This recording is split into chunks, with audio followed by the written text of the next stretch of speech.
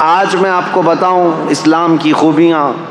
ایک ڈاکٹر ہے امریکن، وہ ابھی اسلام قبول کر چکی ہیں، لیڈی ڈاکٹر ہے. انہوں نے کہا میں نے بہت پڑھائی کی، دیکھا بہت سارا فرق یہ ہے کہ برائیوں سے ہر دین روکتا ہے، ہر مذہب روکتا ہے، بلکہ آج کے قوانین بھی روکتے ہیں، لیکن ان کے اندر دگلا پن ہے.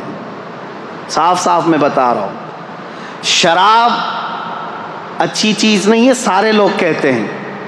صحیح بات ہے، سارے لوگ کہتے ہیں. قانون کئی کنٹریز میں ہے، شراب پی کر کے کچھ بھی کرے گا تو ظاہر سی بات ہے اس پر پکڑ بھی ہوتی ہے. جگہ جگہ روڈ پر ہم دیکھتے ہیں ڈونٹ ڈرنک اینڈ ڈرائیو، شراب پی کر کے گاڑی مت چلاؤ. کیوں میاں کیا ہوتا ہے شراب پی کر؟ ارے یہ پولیس والے تو گھس گھس کر کے منہ سونکھتے رہتے ہیں کہ شراب پیا ہے کہ نہیں ہے. رات کو ان کی ڈیوٹی رہتی ہے شراب پیا ہے کہ نہیں، ہر ایک کا منہ چیک کرتے رہے. کیوں؟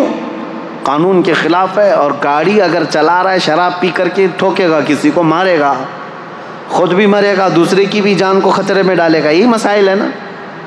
ہم سوال یہ کرتے ہیں جب یہ اتنی خطرناک چیز ہے کہ کبھی بھی ایکسیڈنٹ کرتا ہے آدمی، کبھی بھی ایکسیڈنٹ کرتا ہے، کسی کو مار سکتا ہے، بلکہ پی کر کے جائے اور سیف ڈرائیونگ کر کے بھی جائے تو جا کے گھر میں بیوی کو تو مارتا ہی ہے، گھر میں پتہ نہیں کیا کیا کرتا ہے. کہا یہ تو ہوتا ہے. ہم نے کہا یہ سب لکھ کر کے لگاتے آپ ہو ڈونٹ ڈرنک اینڈ ڈرائیو، لیکن ہمیں یہ بتاؤ کہ اس کو پینے کی جگہ کہاں ہوتی ہے اور اس کو پلانے والے کو لائسنس کون دیتا ہے؟ کوئی ایک بھی شراب کی دکان کیا حکومت کی پرمیشن کے بغیر علل اعلان چلائے جا سکتی ہے؟ نہیں. میاں ایک طرف تم خود ہی لائسنس بانٹتے ہو کہ شراب بیچو، اور اس کے بعد پھر لوگوں کو پابندی بھی لگاتے ہو پینا نہیں.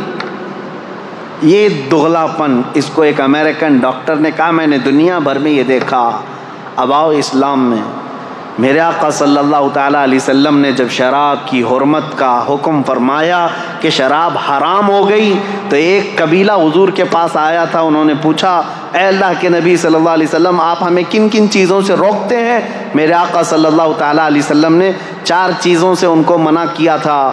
وہ 4 چیزیں کیا تھیں بتاؤں میں آپ کو؟ یہ صحیح حدیث ہے، بخاری شریف میں موجود ہے.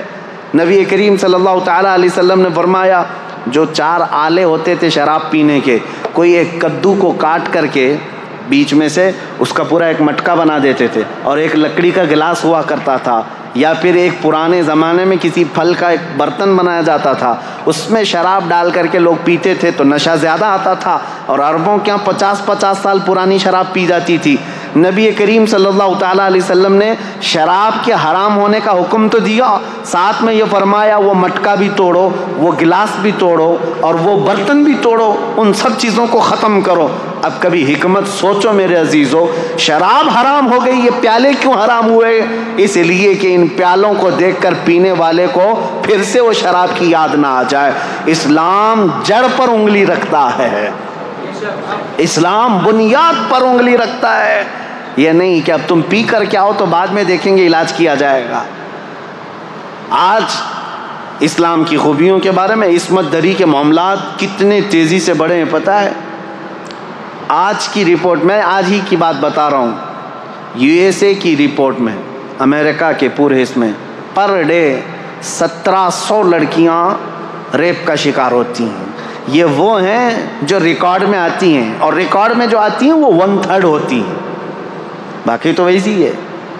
اور اس میں ہندوستان میں بھی بہت زیادہ لیول بڑا ہوا ہے. ریپ ہمارے ہاں تو آپ نے دیکھے اس پر کتنے احتجاجات ہوئے ہیں. چھوٹی عمر کے نابالغ لڑکوں کو جو حکومت کی نظر میں، ان لوگوں کے ذریعے سے بھی 16 سال کا 15 سال کا لڑکا شراب پی کر کے کسی لڑکی کو اچانک اٹھا لیا، 3-4 درندوں نے مل کر کے اس کی عصمت لوٹ لی، عزت لوٹ لی، اور مار کر کے اس کو راستے پر پھینک دیا. یہ کتنے واقعات ہو رہے ہیں. اب اس پر بات 2-4 دن تک گرم رہتی، میڈیا میں چلتی ہے، لوگ سڑکوں پر آ جاتے ہیں، انصاف انصاف انصاف. میرے عزیزو، زنا ایک بہت سنگین جرم ہے. زنا پر اسلام نے جو پابندیاں لگائی ہیں وہ ہلکی نہیں ہیں، ہلکی نہیں. آپ میں سے کوئی بھی عزت والا، میں ان سے پوچھتا ہوں جو ہندو ہیں، جو کرسچن ہیں یا دوسرے دھرم والے، میں ان سے پوچھتا ہوں کیا تم اس بات کو پسند کرتے ہو کہ تمہاری بہن کو کوئی بھی اٹھا کر لے جائے اور اپنے بستر کی زینت بنائے؟ ہرگز نہیں پسند کرو گے، کوئی نہیں پسند کرتا اس بات کو۔ تمہاری ماں کو کوئی لے جائے، کوئی بہن کو لے جائے، کوئی بیٹی کو لے جائے، ہرگز تم بھی نہیں پسند کرتے۔ میرے دین کی خصوصیت یہ اپنی جگہ پر، میں ان سے پوچھتا ہوں تم پسند کرتے ہو؟ نہیں پسند کرتے۔ جب یہ اتنا گھناؤنا جرم ہے، نہیں پسند کرتے اس کو کوئی بھی، لیکن یہ کنٹینیو ہوتا چلا آ رہا ہے۔ کیوں ایسا ہے؟ اس کی وجہ کیا ہے؟ یہ بڑھتے ہوئے ریپ کے کیسز۔ میرے عزیزوں، سارے دین، سارے دھرم اس کے خلاف تو ہیں، لیکن اسلام نے جو دردناک سزا رکھی ہے وہ ایسی ہے کہ زنا کرنے والا سوچ کر کے کانپنے لگ جائے۔ پورے سورہ نور کی شروعات اللہ تعالیٰ نے یوں فرمایا، سورۃ انزلناها وفرضناها وانزلنا فيها آیات بینات لعلکم تذکرون الزانیة والزانی فاجلدوا كل واحد منهما 100 جلدہ ولا تأخذكم بهما رأفة في دین اللہ ان کنتم تؤمنون باللہ والیوم الآخر وَلْيَشْهَدْ عَذَابَهُمَا طَائِفَةٌ مِّنَ الْمُؤْمِنِينَ۔ پوری آیت ہے، اللہ تعالیٰ فرماتا ہے زنا جس نے کیا، زنا کیا ہے؟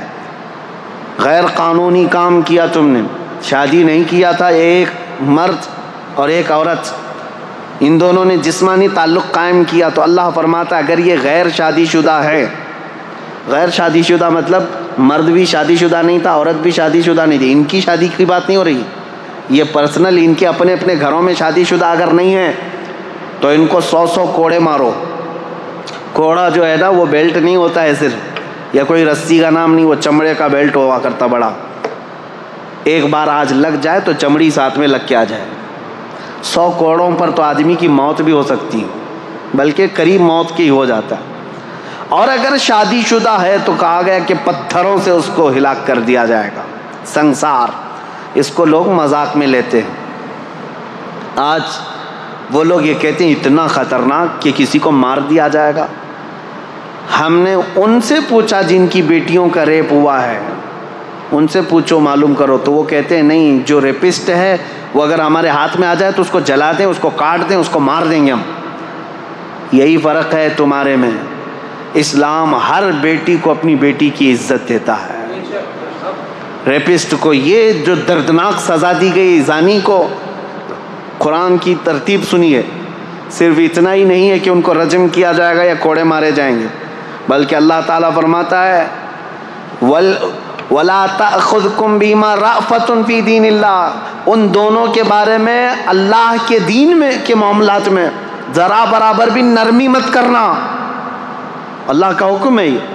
اور پھر اس کے آگے تیسرا حکم یہ ہے وَلْيَشْهَدْ عَذَابَهُمَا طَائِفَةٌ مِّنَ الْمُؤْمِنِينَ، ایسا نہیں کہ تنہائی میں کہیں کسی روم میں لے جا کر کے مار دو ان دونوں کو۔